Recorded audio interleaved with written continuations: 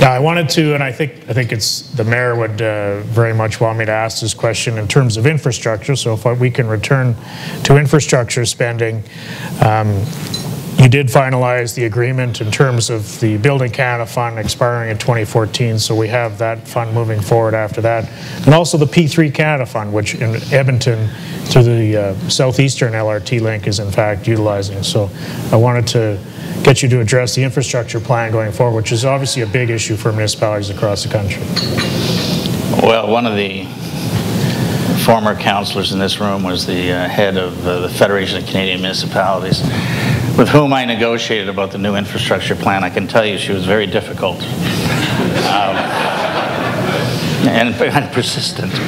And she, for the most part, won. And we have a new plan starting next year. We're still using the money from before. It's $70 billion over 8 years. And infrastructure funding tends to be, is very back-end loaded, if I can put it that way. It's the shape of a hockey stick, because at the beginning you're doing environmental assessments and planning and engineering studies, and then you start building something and the costs escalate, of course.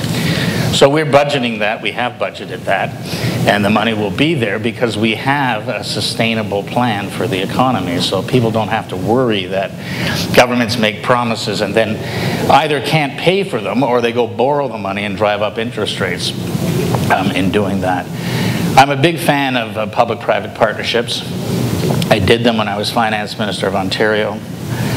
I created P3 Canada Inc., Public-Private Partnerships Canada Inc., which is a separate Crown agency which has its own budget, its own board, reports to Parliament through me as Minister of Finance. And they're doing more and more work.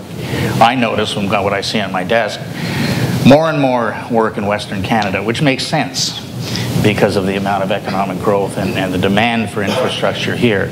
And I'm glad that cities like Edmonton and Calgary and others have engaged in the P3 process, because it's, why do it? Because it means that projects are on time and on budget, because the private sector has a role and is worried about losing their profit edge.